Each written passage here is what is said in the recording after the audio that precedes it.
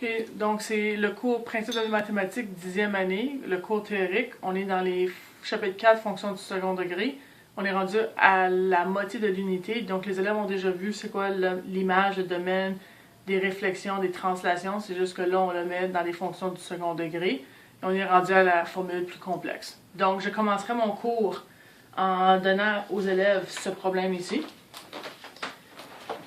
Donc, ce problème-ci, je le donnerai aux élèves, puis pendant qu'ils font ce travail-ci, je vérifierai les devoirs. La raison que je fais ceci, c'est pour m'assurer que s'il y a eu des difficultés, je peux les adresser avant de continuer. Et ça donne un aperçu à ce qui s'en vient. Donc ici, on a une petite calculatrice. Quand on a une petite calculatrice comme ça, les élèves sont au courant. C'est parce qu'on va utiliser une calculatrice à capacité graphique. Ici, on utilise le grapheur Desmos.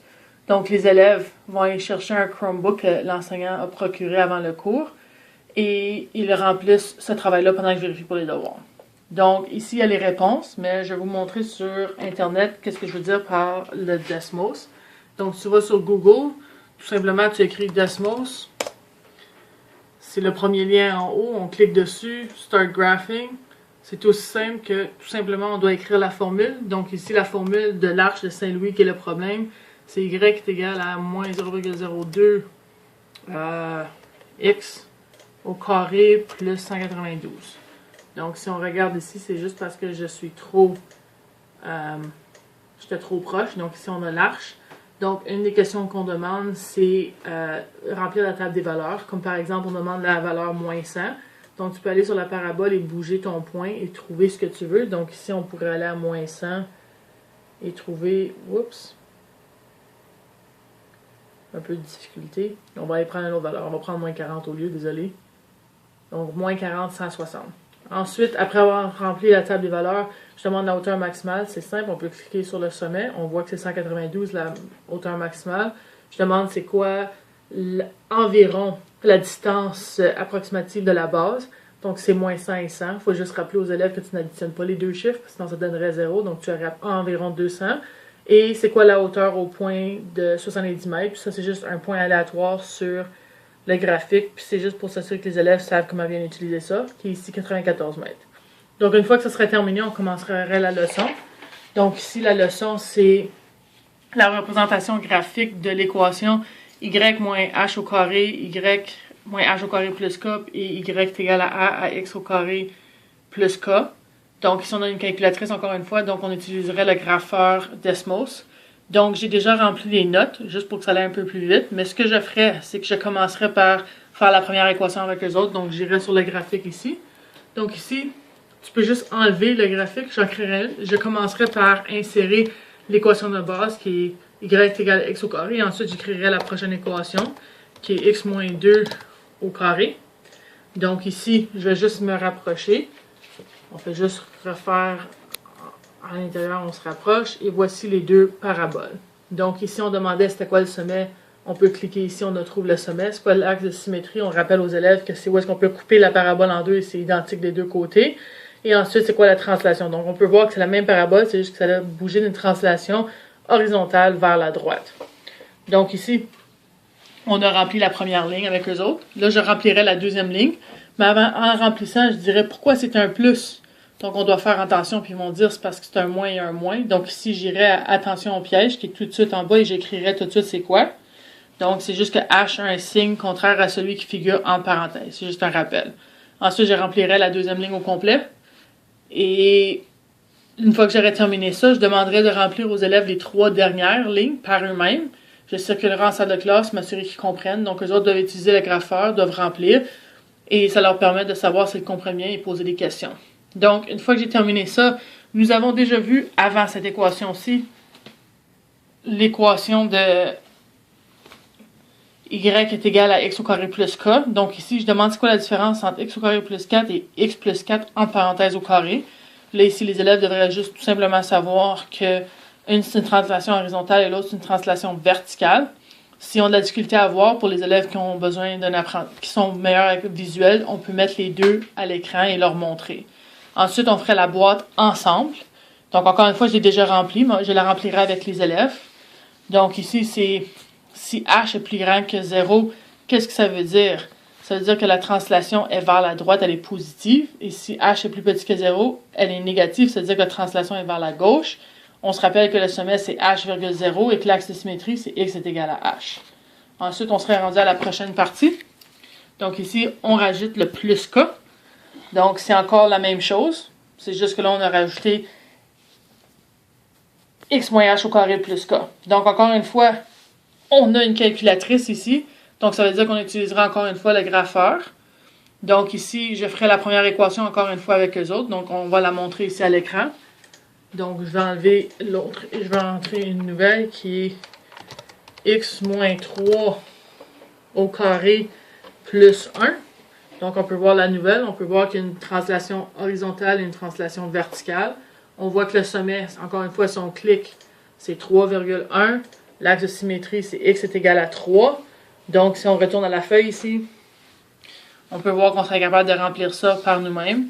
J'en ferai également une deuxième avec eux autres pour m'assurer qu'ils ont bien compris, puis je poserai des questions avec eux autres. Et les deux dernières, je leur demanderai de remplir par eux-mêmes. Et encore une fois, je circulerai, m'assurer que les élèves comprennent. Et même que je demanderai aux élèves, à 2 élèves de venir en amont de la classe et de remplir le tableau pour moi parce que tout ça est à l'écran. Ensuite, on pose les deux questions. Quelle est la différence entre y est égal à x moins 8 au carré puis x est au carré. Donc ça ici, c'est simple, c'est ce qu'on fait depuis le début. C'est quoi la différence? C'est une translation horizontale de 8 vers la droite et tu as une translation verticale de 3 vers le haut.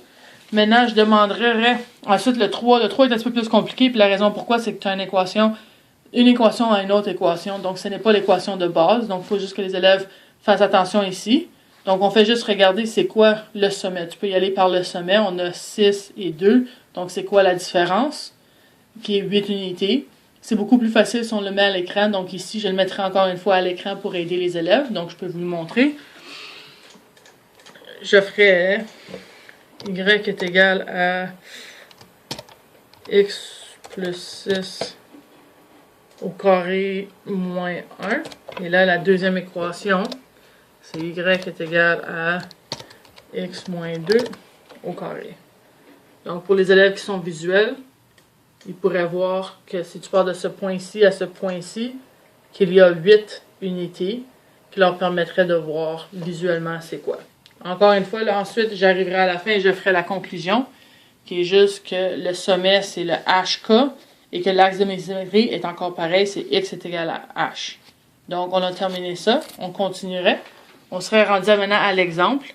Donc là, on a parlé des points. Donc ici, ce que je rajouterais, c'est que qu'est-ce qui arrive au x?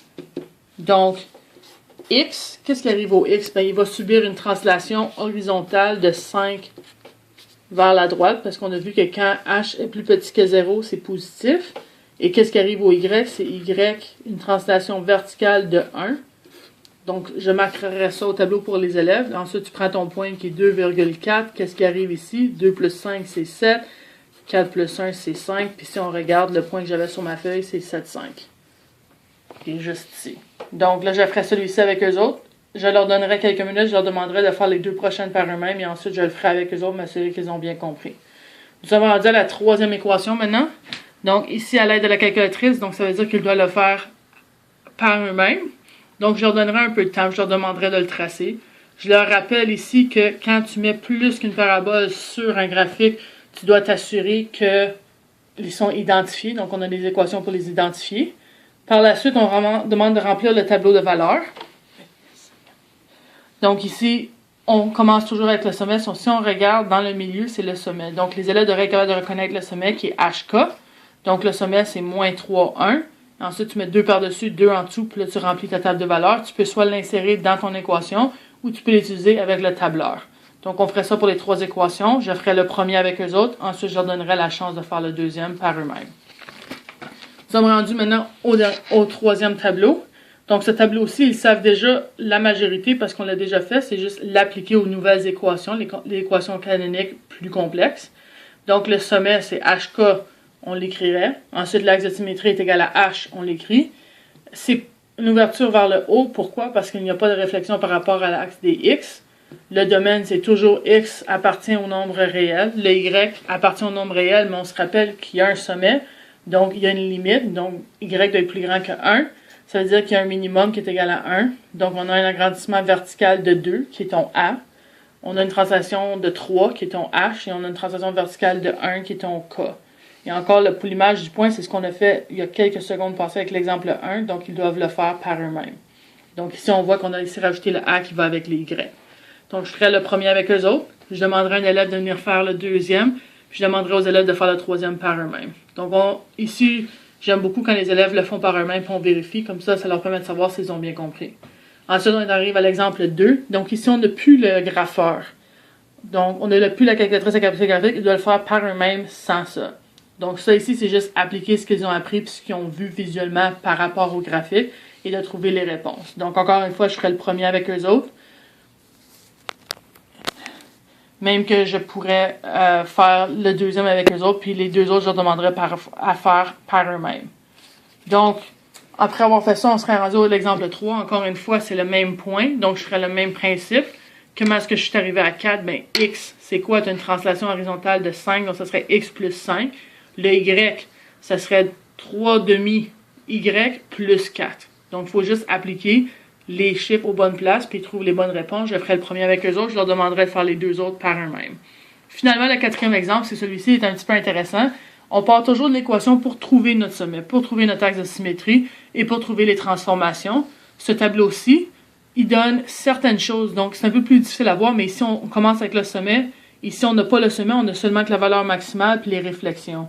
Donc, je ferai quelques exemples avec eux autres, puis c'est juste partir d'en arrière pour arriver à l'équation, c'est juste appliquer différemment. Donc, si on connaît que l'équation de base, c'est y est égal à x moins h au carré plus k, qui est notre équation canonique, on sait que notre sommet, c'est hk.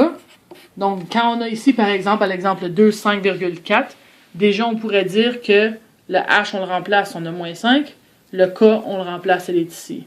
Donc, on regarde, on serait capable de faire ça, on serait capable de remplir l'équation. Quand il y a une réflexion par rapport, comme ici, il rajoute qu'il y a une réflexion, donc il faudrait rajouter un moins tout simplement en amont de l'équation. Donc, j'en ferai quelques-uns avec les autres, je te poserai des questions, s'il y a un peu plus de difficultés, je continuerai à en faire avec les autres. J'encouragerai ceux qui comprennent déjà de le faire par eux-mêmes, puis on remplirait le tableau. Donc, on a rendu au dernier exemple. Donc, ici, ça ici, c'est juste, on arrête ici avec cette leçon-ci. Donc, l'exemple 5, si on regarde, c'est très similaire au problème que j'ai donné au début de la classe. Donc, c'est le même principe, c'est une mise en situation. On a une équation ici. Donc, c'est qu'est-ce qui est arrivé avec l'équation, c'est qu'on a rajouté le, entre parenthèses, on a une translation verticale. Donc, ici, il y a une calculatrice. Ils ont encore le grapheur avec eux autres, l'ordinateur. Donc, ils devraient le rentrer à l'ordinateur et le remplir. Donc, je pourrais le faire avec eux autres. Donc, ici, on inscrit l'équation. Donc, c'est moins 0,025 x moins 20 au carré plus 10. Donc, on peut voir l'équation, on recule parce qu'on est trop rapproché. Et nous l'avons ici. Donc, il demande c'est quoi la hauteur maximale. La hauteur maximale ici, c'est 10. La deuxième question, c'est quelle est la distance horizontale, c'est ton sommet, c'est 20. Ensuite, quelle est la distance horizontale parcourue au moment où est-ce qu'elle atterrit? Avec le grapheur, c'est simple, on peut le trouver, c'est 40. Et quelle est la hauteur qu'elle se trouve quand elle est à 10 mètres? Encore une fois, on doit aller puis peser, on ira à 10. Puis on serait capable de trouver que la réponse est 7,5 mètres. Donc, c'est le même problème qu'au début, c'est juste qu'on a rajouté un petit peu à l'équation. Il pourrait remplir ça, il pourrait faire le lien avec le début et la fin du cours. Donc, une fois, ça, la leçon est terminée. Donc, on termine toujours avec, avant qu'ils fassent les devoirs, on donne quelques exercices par eux-mêmes. Donc, ici, on leur donne des exercices. Donc, je donnerai cette feuille ici et je leur demanderai de remplir. Donc, je circule en salle de classe, je m'assure qu'ils comprennent. Évidemment, ici, il y a les réponses, mais ça ne serait pas avec les réponses. J'ai toujours les réponses avec moi, donc les élèves peuvent venir et voir s'ils ont des questions.